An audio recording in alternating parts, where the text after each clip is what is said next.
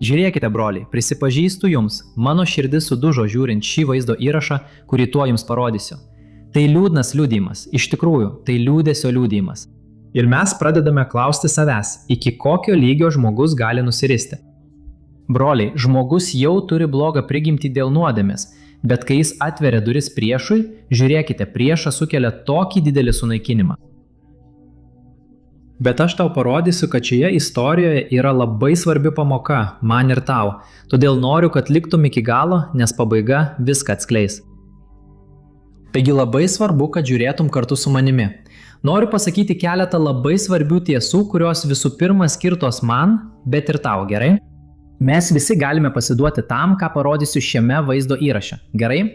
Taigi žiūrėk kartu su manimi, tai yra Maizos Ribeiro vaizdo įrašas moters, kuri pamokslauja, pastorės. Ji turi kanalą čia, YouTube, ir esu tikras, kad liksi nustebintas.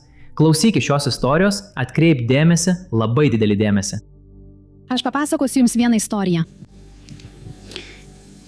Prieš 20 metų aš buvau vienos asociacijos valdybos narė. Ir aš išgirdau vieną baisiausių istorijų, kokias tik esu girdėjusi savo gyvenime. Ir gali būti, kad kai kurie iš jūsų jau esate girdėję šią istoriją tarp savęs. Ir ją jau girdėjote, kartu su manimi skausmingai prisiminsite šią istoriją. Vieną kartą vienoje bažnyčioje, kažkurioje vietoje Brazilijoje, jauna mergina paprašė leidimo pasisakyti priekyje, prie mikrofono. Ji lankė bažnyčią metus, gal kiek daugiau nei metus. Ji paėmė mikrofoną iš merginos, kuri baiginėjo Sabatos mokyklą ir pasakė: "Turiu jums papasakoti apie savo nuodėmę." Ir žmonės sustingę žiūrėjo, kaip ji kalba. Ji pasakė: "Noriu jums papasakoti." Tuo metu bažnyčioje buvo ir pastorius, kuris tvarkėsi ten. Kažką tvarkė. Pastoriaus žmona su 2 vaikais buvo kairėje pusėje, mano kairėje. Ir visa bažnyčia buvo susirinkusi kartu. Jūs žinote, kad tarp Sabatos mokyklos ir pamaldų bažnyčia būna pilna. Ir ji pasakė: "Aš turiu jums prisipažinti dėl savo nuodėmės." Ir nuodėmė, dėl kurios turiu prisipažinti, yra ta, kad aš esu pastoriaus meilužė. Pažiūrėkite į panelę. Kai ji tai pasakė, pastoriaus žmona iš karto nualpo. Ir vaikai nubėgo jai padėti. O pastorius priėjo prie jos ir pasakė: "Ką tu kalbi? Ar tu išprotėjai? Kas tau, mergaitė?" Ji atsakė: "Turėjau tai pasakyti. Man reikia išspręsti savo problemą. Man reikia išgelbėti tavo sielą. Man reikia tave išgelbėti. Danitai visada tuo naudojasi, būk atsargi. Man reikia padėti." Jie visada naudoja žodį pagalba, matai? Ir tuo momentu visa bažnyčia sujudo. Nereikia nesakyti, kad pamaldų nebuvo. Pamaldų nebuvo, jie nesugebėjo pravesti pamaldų. Pastoriaus žmona buvo pakelta iš ten, išvesta į lauką. Pastorius nežinojo, ką daryti. Pradėjo sakyti: "Broliai, prašau, tai didelis nesusipratimas." O jis sakė: "Ne, mano brangusis. Aš turėjau pasakyti, aš turiu tave išgelbėti ir turiu išgelbėti save." Ir ji buvo nuvesta į kambarėlį. Pastoriaus žmona nuėjo paskui ir pradėjo su ją kalbėtis. Ji kalbėjosi su ją ir kilo didelis sujudimas. Ir ji pasakė: "Žiūrėk, aš tau įrodysiu, kad tai tiesa. Sutarkime, kad niekas niekada nebūtų sužinojęs. Tai buvo labai gerai padaryta. Bet aš turiu tau papasakoti."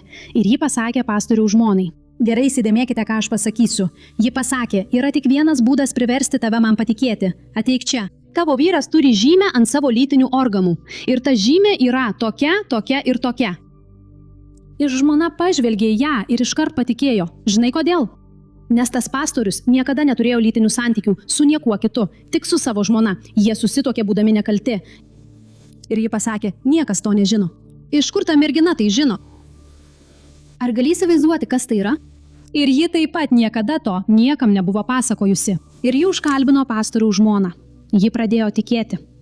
Ir ji papasakojo detalių apie pastoriaus kūną. Detalių apie jį. Netgi apie tai, ką jis kalbėdavo miegodamas. Atkreip dėmesį. Man nereikia jums sakyti, kad ta santuoka baigėsi. Visa to pastoriaus bažnyčia atsidūrė tokioje suirutėje, kokią jūs net neįsivaizduojate. Vienas žodis, kaip sako Jokūbas, gali sugadinti žmogaus gyvenimą visam laikui. Ar žinote, kiek metų praėjo nuo šios istorijos? Kol sužinojau, tai buvo prieš 20 metų.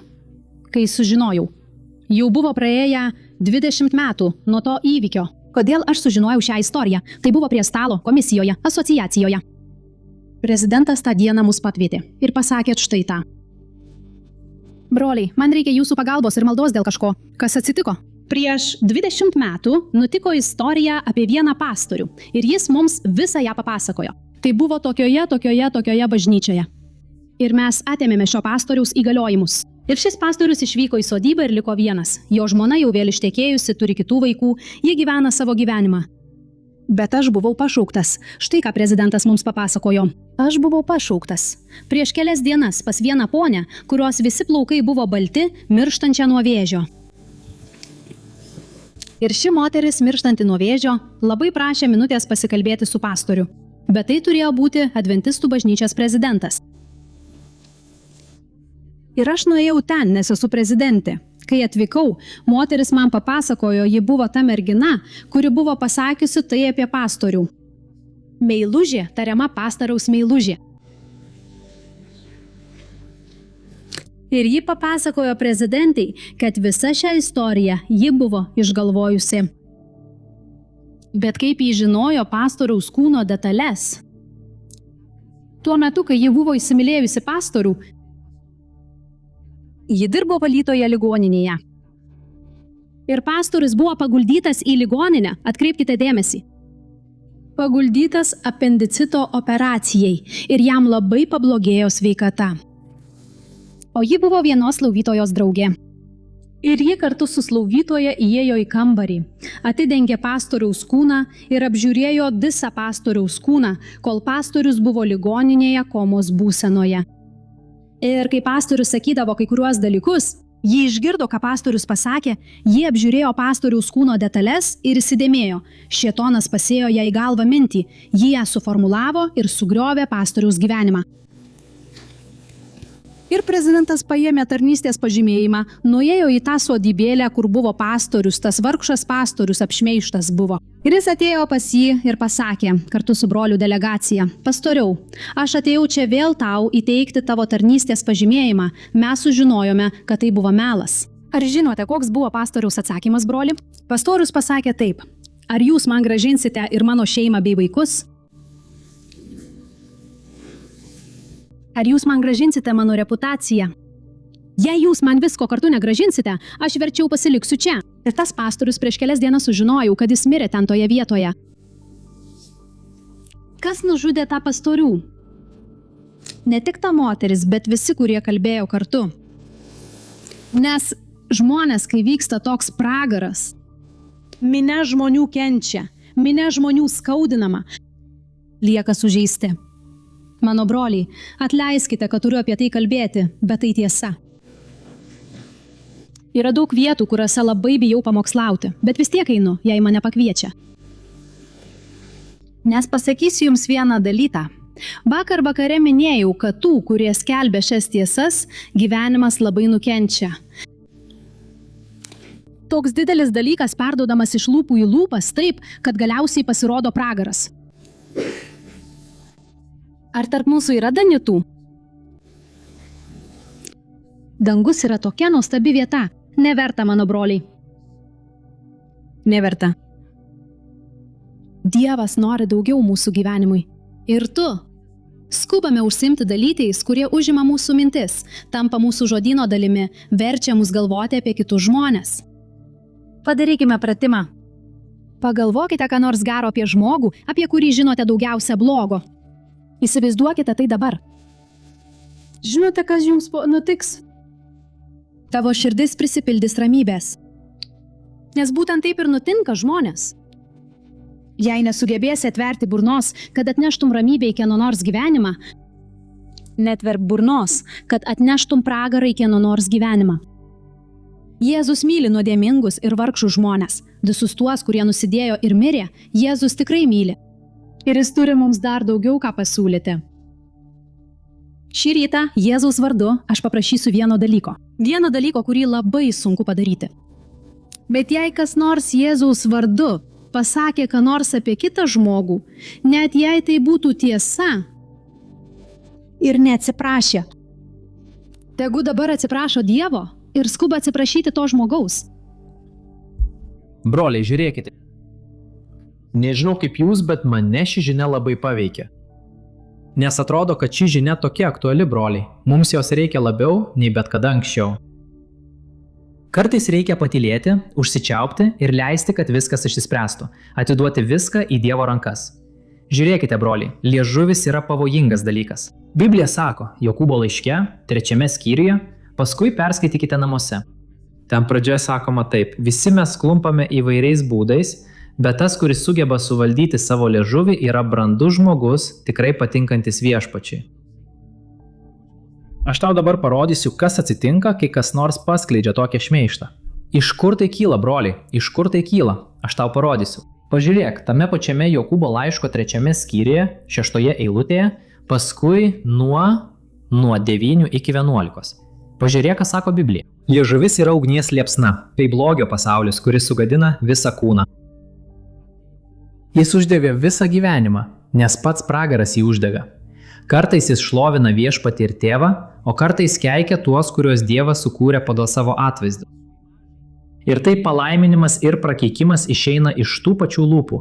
Mano broliai, tai nėra teisinga. Ar iš to paties šaltinio gali tekėti ir saldus, ir kartus vanduo? Broliai, tai yra gryna tiesa. Tai pats pragaras įžiebė liepsną, kuri naikina žmonių gyvenimus. Per ką? Per kitų žmonių liežuvį. Ir deja, per krikščionių liežuvį. Per paties Dievo tautos liežuvį. Žiūrėkite, broliai, yra žmonių čia YouTube, kurie kuria kanalus, broliai, kad apkalbėtų kitus. Nejaugi jie neturi apie ką geriau kalbėti, broliai, kaip apie Dievo žodį. Jie neturi turinio, kurį galėtų perduoti. Jie tik kelia skandalus apkalbinėdami kitus. Broliai, turime būti atsargus neatsekdami tokius puslapius, nes tai gali dar labiau paskatinti įžiebti tokius dalykus. Tiesa? Tai gali suklaidinti mūsų širdį. Kodėl? Pažiūrėkite, ką sako kitas Biblijos eilutė. Štai Patarlių 18-17 eilutė sako taip. Pirmasis, kuris pateikė savo bylą, atrodo teisus, kol ateina kitas ir jį apklausia. Kitaip tariant, kiekviena istorija turi dvi pusės. Pažiūrėk į šio vyro, šio pastoriaus istoriją, brolau, kaip liūdna. Šis vyras buvo neteisingai apkaltintas. Jis buvo apkaltintas tuo, ko nepadarė. Tai buvo šmeižtas. Broliai, už tai galima sėsti į kalėjimą. Tai broliai, tai atėjo tiesiai iš pragaro. Sunaikinti šeimą, kokia liūdna istorija. Bet tegul tai būna pamoka, man ir tau. Žinai kodėl? Kartais mes būname žiaurūs, broliai. Ir aš jau vieno dalyko išmokau. Kai mes rodome pirštų į ką nors, dažnai tai darome todėl, kad norime pasijusti šventesni. Supratai? Mes manome, kad esame geresni už kitus ir netgi dėkojame Dievui. Dieve, ačiū, kad nesu kaip tas žmogus. Ačiū, kad nepadariau tos nuodėmės. Broliai, Jėzus papasakojo palyginimą, kuris kalba būtent apie tai – mokesčių rinkėjo ir fariziejaus palyginimą. Mokesčių rinkėjas tuo metu buvo mokesčių rinkėjas Romos laikais. Jis buvo laikomas visuomenėje blogiausio tipo žmogumi. Kodėl? Jie iš tikrųjų buvo nusidėjėliai. Jie vogdavo iš žmonių, iš jų prievartą išreikalaudavo pinigus. Tačiau Biblija sako, kad kai jis atėjo į bažnyčią, į šventyklą, jis net nenorėjo įeiti į šventyklą ir net nenorėjo pažvelgti aukštyn, nes galvojo taip, aš nesu vertas. Ir tada jis atvilavo dėl to, ką padarė. Ir jis sakė, Dieve, ir mušėsi į krūtinę sakydamas, aš nesu vertas žiūrėti aukštyn, nes esu nusidėjėlis. Ir tada Jėzus papasakojo, kad atėjo fariziejus, tas religingas žmogus, kuris buvo įpratęs pasninkauti, pažinojo raštus ir jis nuėjo į šventyklos vidurį. Ir jis mušėsi į krūtinę ir sakė, ačiū Dievui, kad nesu kaip tas žmogus, kaip nusidėjėliai, aš pasninkauju, meldžiuosi, duodu dešimtinę. Broliai, ir tada Jėzus pasakė, ar žinote, kuris iš jų buvo priimtas Dievo? Mokesčių rinkėjas. Tas mokesčių rinkėjas, nes jis nusižemino tėvo akivaizdoje. Ir tas, kuris nusižemina, bus išaukštintas, o tas, kuris save iškelia, bus pažemintas. Todėl, broliai, turime būti labai atsargūs su šmeižtu, suprantate? Aš dažnai matau tai mūsų tarpe ir mes turime šito saugoti štai. Liežuvis. Supratai? Prisimeni Juozapo pavyzdį. Juozapas buvo apšmeižtas, ar ne? Jį pardavė kaip vergą brolį, kai jam buvo 17 metų, prisimink tai. Ir tada jis apsigyveno Potifaro namuose, žmogaus, kuris buvo žemiau faraono. Jis buvo žmogus, kuris dirbo faraonui. Ir Juozapas ten dirbo kaip tarnas, ar ne, kaip vergas, kol Potifaro žmona norėjo permiegoti su Juozapu, bet Juozapas nenorėjo, nes buvo Dievo žmogus, principų žmogus. Ir jis pabėgo. Tik jį liko su jo drabužiais rankose. Ir žinai, kas nutiko? Kai vyras grįžo, jie apkaltino Juozapą, kad jis bandė prie jos priekabiauti. Broliai, tai buvo šmeižtas. Lygiai taip pat kaip ir ši mergina, ji nuėjo ir pamatė pastorių tokioje silpnoje situacijoje, kai jis darėsi operaciją. Ir ji pamatė ten galimybę. O, ji pamatė pastoriaus kūną jo silpnumo akimirką, broli. Ir tai buvo priešo strėlė. Ir priešas pradėjo šnabždėti jos mintyse, kada ji turėtų papasakoti šią paslaptį kitiems. Leiskite man jums kai ką pasakyti. Kartais mes sužinome dalykų, broliai, dėl kurių turime būti budrūs. Nereikia to perduoti niekam. Nekomentuokite niekam. Net ir su ketinimu padėti, suprantat? Nes mes dažnai pasiteisinam, ar ne? Ne, aš tau pasakoju, kad tu galėtum pasimelsti už tą žmogų. Broliai, tai jau slepia mumise piktybiškumą. Tai jau slepia religinį apsimetimą, broliai. Mes norime pasirodyti šventais, broliai. Mes esame blogesni už tą žmogų, kuris tai padarė. Nes bent jau to žmogaus nuodėmė išėjo į viešumą, o mūsų nuodėmė liko paslėpta. Broliai, Dievas mato. Noriu perskaityti dar vieną eilutę, kad suprastumėte rimtumą. Matėte, kad ta mergina, kuri pasakė šį melą, paskleidė šį šmeižtą. Jis sumokėjo didelę kainą, ar ne? Pažiūrėkite, koks tai rimtas dalykas. Patarlių knyga, 6 skyrius, 16-19 eilutės. Ten sakoma taip. Yra 6 dalykai, kurių viešpats nekenčia, arba tiksliau 7 dalykai, kuriuos jis laiko bjauriais. Išdidžios akys, melagingas liežuvis, rankos, kurios žudo nekaltąjį, širdis, kuri rezga blogį, kojos, kurios skuba daryti blogį, melagingas liudytojas, kuris meluoja, ir tas, kuris sėja nesantaiką tarp brolių. Žiūrėk, aš nenoriu būti šiame sąraše, broliai, tarp žmonių, kurių Dievas nekenčia dėl šių poelgių. Melagingas liudytojas, kuris meluoja, ir tas, kuris sėja nesantaiką. Broli, leiskite man pasakyti vieną dalyką. Tai išgirsite blogą žinią, kai sužinosite kažką, ko niekas nepasakojo, pasimelskite už tą žmogų. Biblija sako, kad meilė uždengia daugybę nuodėmių. Leiskite pateikti jums pavyzdį. Įsivaizduokite, kad kažkas prieina prie jūsų ir papasakoja kažką baisaus apie kitą žmogų. Ir tada jūs parodote meilę ir tada sakote, pasimelskime už tą žmogų. Mes taip pat turime savo trūkumų, ar netiesa? Pasimelskime už ją. Broliai, štai meilė sulaiko daugybę nuodėmių, kurios galėtų įvykti, suprantate? Tad linkiu, kad tavo gyvenime būtų daugiau meilės. Aš nerodau pirštų į nieką, pirmiausia rodau į save, nes negaliu pakliūti į šią pinklę, suprantate, broliai?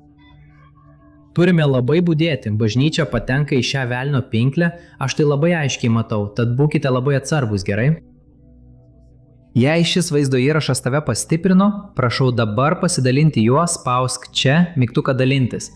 Žinau, kad daug žmonių turi pamatyti tokią istoriją, gerai? Tegul Dievas tave laimina, lauksiu tavęs kitame vaizdo įraše. Visada prisimink, kad Dievas yra geras ir jo gailestingumas amžinas. Stipriai apkabinu.